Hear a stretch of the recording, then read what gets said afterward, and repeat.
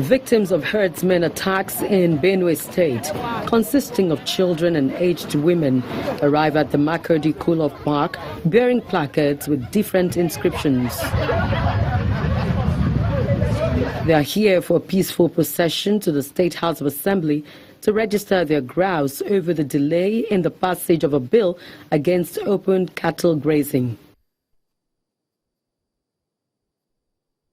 They are met by armed policemen led by the Assistant Commissioner of Police in charge of operations and prevented from leaving the park for the planned occupation of the assembly complex. 3 hours later, the peaceful march, however, commenced.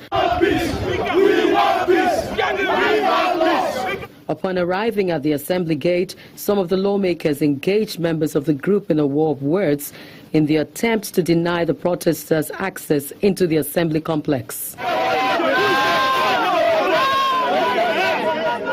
But with the intervention of the speaker, the aged women, children and other protesters are led into the complex where they state their case. We are here, Mr. Speaker, and distinguished members of the Benue State House of Assembly, because the cycle of killing usually happens between January and March. And we've been suffering this cycle for the past how many years? Untold number of years.